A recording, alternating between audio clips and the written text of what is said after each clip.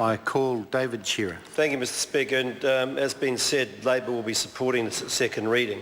The bill that is before us today is quite a bit different from what started out on the first reading, and that is a result of a pretty painstaking process that people have spoken about, and a reasonable amount of cooperation across the Select Committee.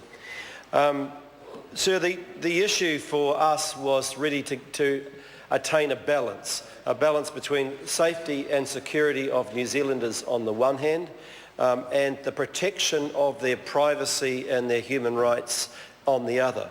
And I believe on balance we have attained that balance in what we are presenting back to the House today. We were able to listen to some of the risks that New Zealand faces. We were able to have the SIS speak to us in secret, and we called them back to get further clarification as well.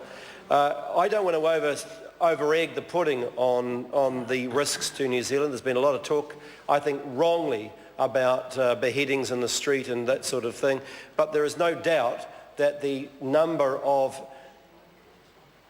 incidents and the threatening environment has changed. We have gone from very low to low. So let's get it in context that it's not extreme as it is in the UK or high as it is in Australia. It's gone from very low to low.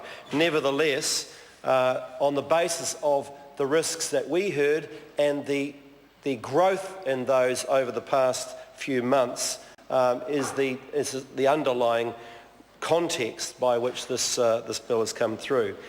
On the basis of that, our approach from the Labor Party was very much to be narrow and conservative in the terms of what we wanted to change. We did not have the luxury of a big review. We therefore had to confine ourselves to what we had heard in terms of a potential terrorist threat that may come to New Zealand. And so with that approach, we looked at constraining the legislation as it stood and making the changes that we needed to make. Andrew Little has talked about the process. The process was farcical, and there's one area that I don't agree with the other side on in terms of the way that they saw the process. We accelerated this bill through in 2 days. The people who had wanted to make submissions, and there was 600 people who made submissions, had to do that in the space of 2 days. Now, we know that this threat was emerging well before the election, and yet we didn't do this government didn't do a review before the election, which would have enabled the legislation to be put in place straight after the election. And I think that was a mistake. Nevertheless, we heard as many people as we could. We don't know how many people would have liked to have made a submission but didn't hear about it or couldn't. But nevertheless, we worked right through the night on Thursday, Friday and Saturday mornings in order to be able to do that. I believe there's an issue that still deserves a greater degree of focus, and that is the plight of our Muslim community. We have about 46,000 Muslims in New Zealand. They appeared in front of our Select Committee. They made submissions. Their basic message was, we are the people on the front line. We are the people from which some of these threats, within this Muslim community, from where some of these threats might emerge. When we hear about this, it's in our interests as New Zealanders and as New Zealand Muslims to ensure that they get picked up on.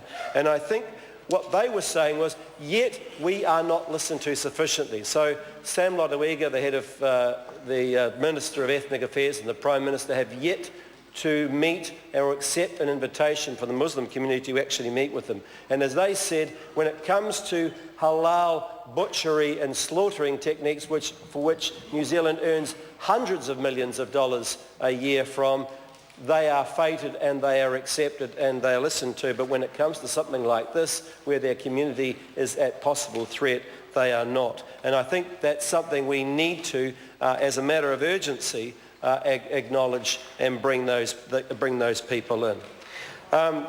It was being talked about, this is an ad hoc piece of legislation. It is only on the books for until now, until April 2017. I think that is appropriate. It was 2018. We brought that back to this term of government, and it's pending a much wider review in which we hope, or certainly it's envisaged, and the government has said this pretty clearly, that they want to have a much broader examination of the issues in front of us. There were 3 or 4 major areas where there was change. And I want to mention a couple of these. The first was warrantless surveillance. So this was a step on principle which all of us, I think, found objectionable, that you would have surveillance without a warrant, even though the warrant would be being sought in parallel with the surveillance. The argument for it was on the basis that sometimes things have to move quickly, and we were given 2 or 3 examples of where that might be used. I believe that what we have done with the enabling that to go ahead is we've brought back the warrantless surveillance period from 48 hours to 24. We've ensured that the Commissioner of Warrants and the Minister obviously get told about that immediately.